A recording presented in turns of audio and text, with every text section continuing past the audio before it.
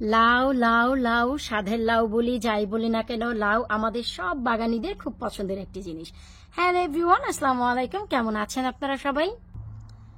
আলহামদুলিল্লাহ, আমি তো অনেক ভালো আছি। আশা রাখছি আপনারা সবাই ভালো আছেন। আজ আপনাদের সাথে শেয়ার করব জুলাই মাসে আমার লাউ গাছের আপডেট। এত বেশি প্রশ্ন পাচ্ছিলাম যে আপু আপনার লাউ গাছের আপডেটটি আমরা চাচ্ছি জুলাই মাসে। আপনি কোন কোন ধরনের লাউ লাগিয়েছেন, কোন কোন ধরনের লাউ গাছে লাউ এসেছে, যদি আমাদের সাথে একটু শেয়ার করতেন। তো চলেন আজ আপনাদের সাথে শেয়ার করছি আমার ব্যাকইয়ার্ড গার্ডেনের লাউ গাছের আপডেট জুলাই মাসের। আলহামদুলিল্লাহ, এই হচ্ছে আমার বাঁশলাউ গাছ। আপনারা দেখতেই পাচ্ছেন খুবই চমৎকারভাবে বাঁশলাউ গাছটি একদম নিচ থেকে উপর পর্যন্ত কিন্তু উঠে গেছে। এখন ভাই পাশের বাড়িতে যাওয়ার পালা আর গলায় কাছাড় বেঁধে ঝগড়া করার পালা, যা আমরা বাঙালিরা করি। আমার গাছ তোর বাড়ি যাবে, এটা হচ্ছে আমার নৈতিক অধিকার, এটাই আমরা মনে করি।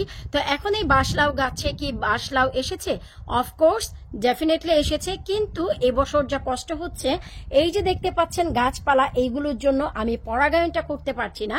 আমি হচ্ছে এই মাচার মাঝখানে দুটি লাউয়ের পরাগায়ন করেছি, আর ওই যে উপরের দিকে একটি দেখা যাচ্ছে ওই লাউ, মোট 3টি লাউ পরাগায়ন করেছি আমি বাঁশলাউ গাছে, আর 3টি টিকে গেছে আলহামদুলিল্লাহ। বাকি 2টি পরাগায়ন করতে পারিনি, সেগুলি চুপসে গেছে। এরপর এই যে এই পটে লাগিয়েছি বিন্দু লাউ। আপনারা জানেন এই যে আলহামদুলিল্লাহ এই হচ্ছে বিন্দু লাউয়ের অবস্থা। আর ওই যে পেছনেরটা পরাগায়ন হয়নি, নিজে নিজেই যতটুকু হচ্ছে হোক। ওই যে দেখেন এইটার পরাগায়ন করেছিলাম আপনাদের সাথে নিয়েই, নিশ্চয়ই আপনাদের মনে আছে। এই হচ্ছে বিন্দু লাউ। তারপর এই হচ্ছে রে ভাই আমার মাচার উপরে লাউ গাছের অবস্থান। ওই যে দেখেন উনিও যেতে চাচ্ছেন আরেকবারই, তবে ওনাকে টেনে নিচে নামাবো। এই হচ্ছে লাউ গাছের অবস্থান আলহামদুলিল্লাহ, পাতা থেকে শুরু করে সবকিছু অনেক অনেক অনেক সতেজ আছে। এক ধাপ পাতা চলে গিয়ে আবার এই যে নতুন আরো এক ধাপ পাতা কিন্তু এই যে দেখেন আসতে যাচ্ছে। সো লাউ গাছ বলেন খুবই চমৎকার ভাবে বাড়ছে। আর সবচাইতে যে ম্যাজিক জিনিস সেটা হচ্ছে এই যে দেখেন আমার ত্রিকোমার, এই যে হচ্ছে আমার হাজারি লাউ, আর পেছনের দিকে যেটা ছিল ওইটা কেটে খেয়েছি আপনারা জানেন। আর এইগুলোকে বীজের জন্য রাখা হচ্ছে 2টি, আর এটি হয়তো বা তুলে খাবো। এরপর এই যে দেখেন এইখানে এই লাউটাকে আমি পরাগায়ন করেছি। এটা হচ্ছে এই লাউটাকে পরাগায়ন করেছি, কিন্তু ওই যে পিছনের লাউ দুটো ওগুলো পরাগায়ন করতে পারিনি, কারণ এটা পসিবল না আমার এই যে ক্ষেত মহাশয়ের জন্য। ডাটার অবস্থা তো দেখেছেন, তার আপডেট পরে দিব। তো এই পাশে হচ্ছে আমার লাউ গাছের এই অবস্থা, একদম মনোরম দৃশ্য যা দেখে মন ভরে যায়।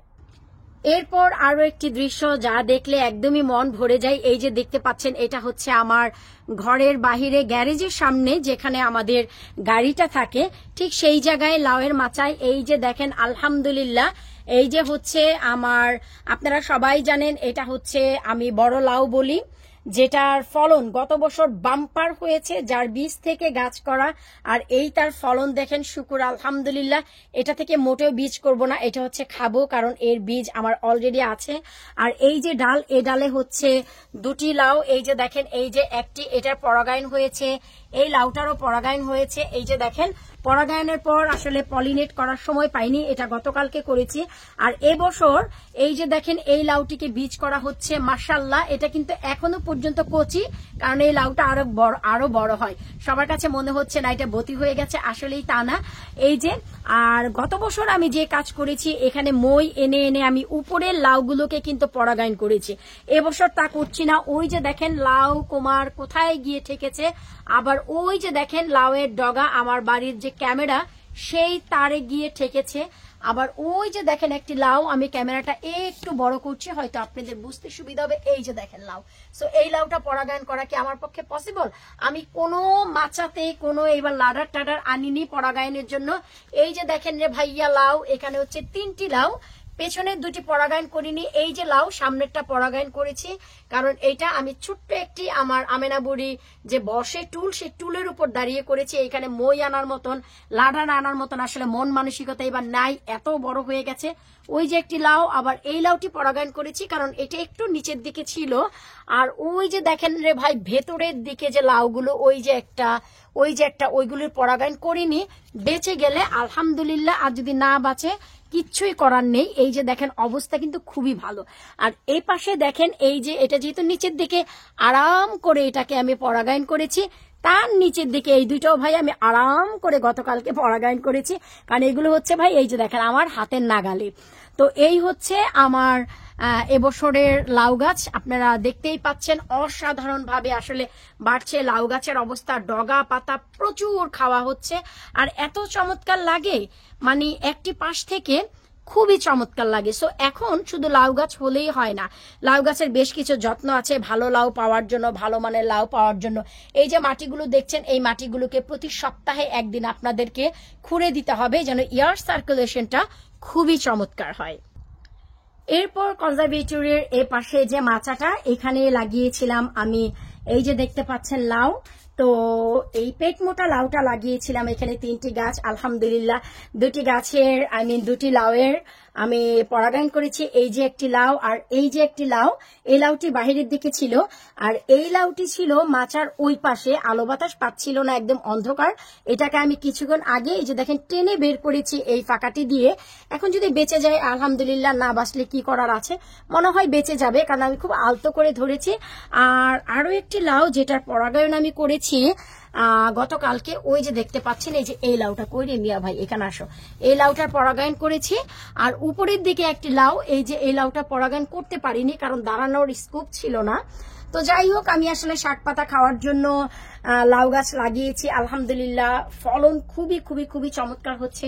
1টি 2টি করে লাউ কাটছি আর খাচ্ছি। আর এই যে আমার পানির ট্যাঙ্কি, পানির ট্যাঙ্কির উপরেও এই যে দেখেন 2টি 3টি শাখা গেছে, এখানেও কিন্তু লাউ হচ্ছে। তো হতে থাক আলহামদুলিল্লাহ, যদি হয় তাহলে তো সাপোর্ট এই ড্রামের উপরেই পাবে। আর বাহিরের দিক থেকে যদি লাউটাও হয় পেছনের দিকে, সেগুলোতে আমি কিছু করতে পারবো না। আর যেহেতু এবছর ডাটা খুব পছন্দ, তাই সেই জায়গাতেই ডাটার বীজ দিয়ে রাখছি। এই যে দেখেন আলহামদুলিল্লাহ ডাটা হচ্ছে। এগুলো আসলে শাক খাওয়ার জন্য, শাক খেয়ে হয়তো বা 8 থেকে 10টি রাখবো বড় হওয়ার জন্য, যেহেতু পট অনেক বেশি বড়, তাই এই যে দেখেন এই জন্য আমি এগুলো দিয়ে রেখেছি। তো এই হচ্ছে রে ভাই লাউ, প্রত্যেকটি লাউ গাছে লাউ এসেছে খুবই অসাধারণভাবে। লাউগুলো পরাগায়ন করার পর এগুলো সঠিক পরাগায়ন হয়েছে, পলিনেট করেছি। এই যে দেখেন ডে বাই ডে কিন্তু এগুলো বাড়ছে, আর এই লাউটা কিন্তু অসাধারণ মিষ্টি হয়।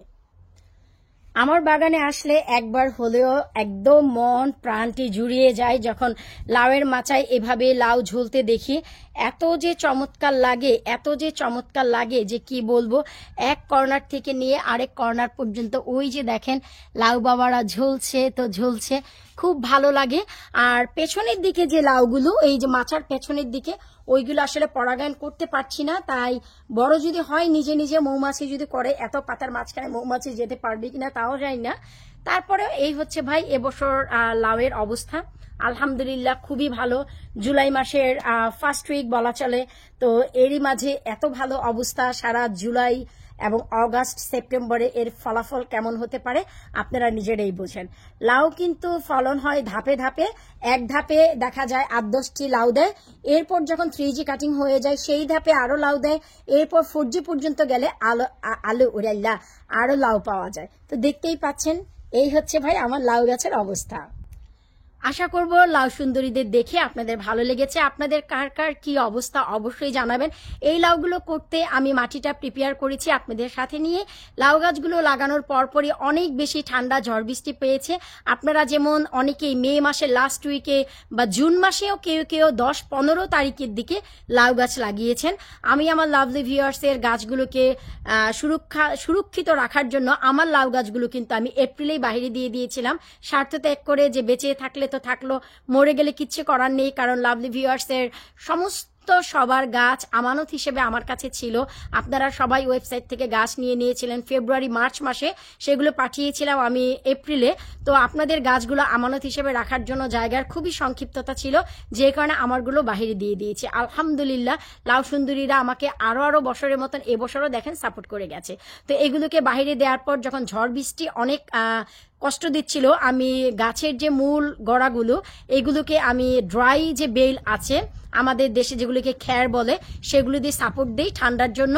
তারপর হচ্ছে গাছগুলোতে আমি নাইট্রোজেন বুস্ট করি, তারপরে পটাশিয়াম দেওয়ার পর এখানে ডেফিনেটলি আপনাকে ফসফরাস দিতে হবে যেন ফুলগুলো টিকে থাকে। তারপরে এই যে দেখেন রেজাল্ট আপনাদের কাছে। আশা রাখবো এক ভিডিওতে তো সবকিছু আমি এক্সপ্লেন করতে পারবো না। ভিডিওটি আপনাদের ভালো লেগেছে, কার কেমন লাগলো ভিডিও নিচে কমেন্ট করবেন। বিদায় নিচে আজকের মতন, আল্লাহ হাফিজ।